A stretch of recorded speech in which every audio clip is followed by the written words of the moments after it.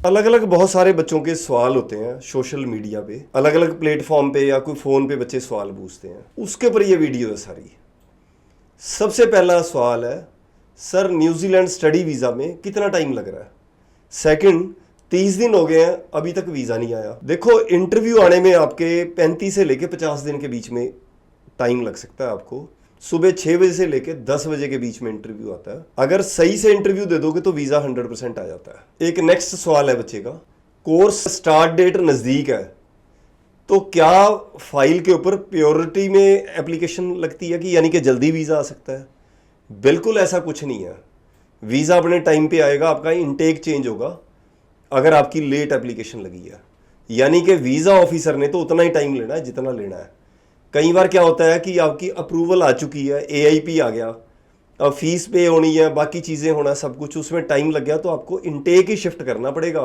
अगर आपके कॉलेज ने आपको एक्सटेंड ना किया, आपका कई बार 10-15 दिन का, प्राइवेट कॉलेज तो दे ही देते हैं टाइम, और जो पब्लिक यूनिवर्सिटी और कॉलेज है कई बार नहीं टाइम देते इतना, तो आपका इनटेक ही शिफ्ट होगा। अगला सवाल है बच्चे का, AIP आ गया, क्या वीज़ा पक्का है। ऐसा नहीं है कि AIP आ गया तो 100% वीज़ा है। आपको सही से अपनी फ़ीस ट्रांसफ़र करनी पड़ेगी।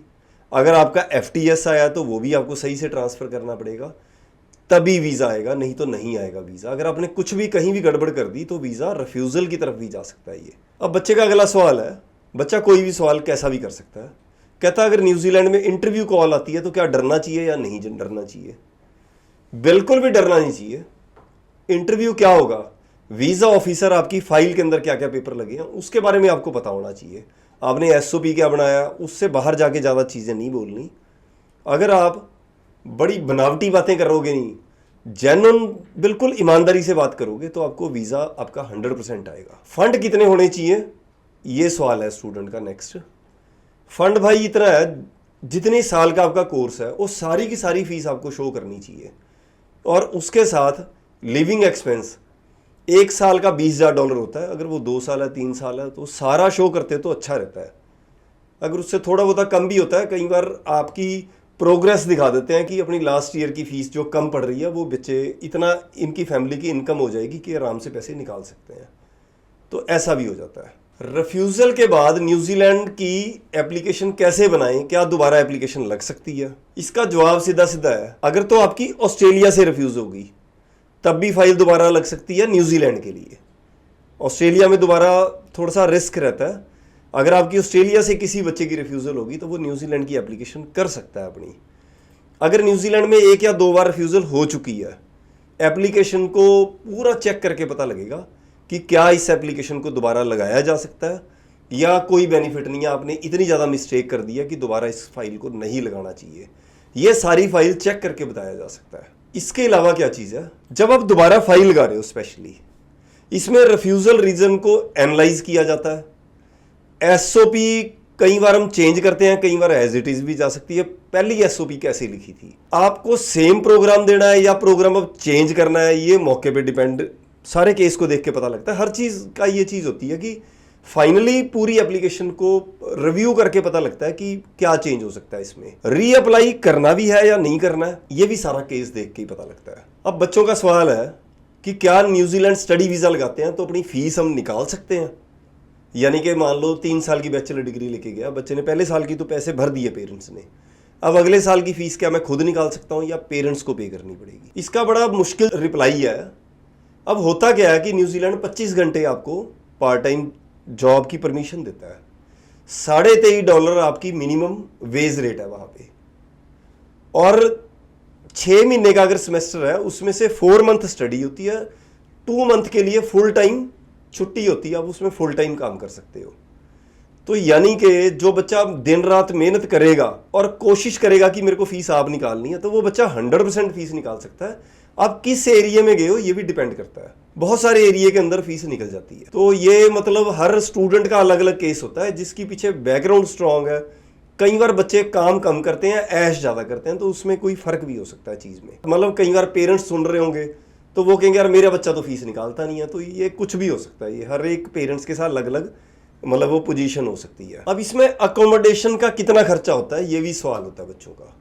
अकोमोडेशन कैसे रहती है, अगर बच्चा शेयरिंग में रूम लेता है तो वो $110-120 से शुरू होके $150 तक उसको रूम मिल सकता है शेयरिंग के अंदर।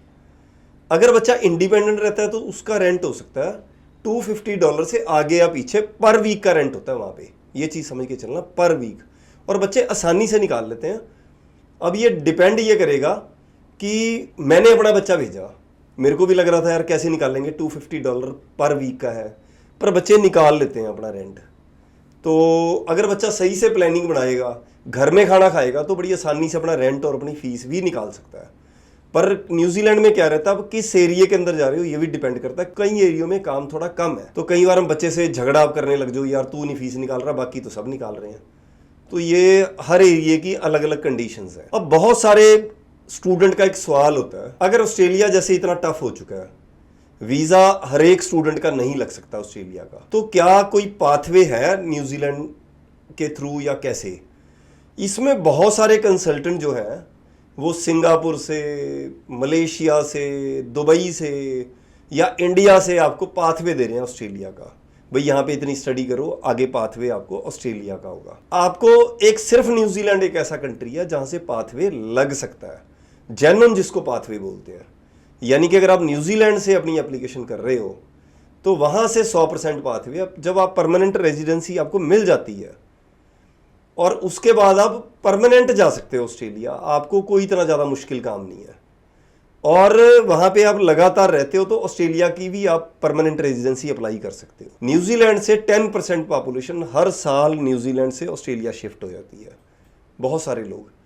तो ऑस्ट्रेलिया की बजाय न्यूजीलैंड में परमानेंट होने का ज़्यादा चांस है। पर ये सारा कैसे रहेगा, कंसीडर करेगा आपने प्रोग्राम कैसे लिया और फ्यूचर में परमानेंट रेजिडेंसी के लिए आप कैसे अपने पूरा ध्यान रख रहे हो अपने केस का। कई बार बच्चा सिर्फ जॉब पे ही ध्यान देता है, अपनी परमानेंट रेजिडेंसी पे काम ही नहीं करता, उसका केस कैसे डिज़ाइन करना है। नमस्कार।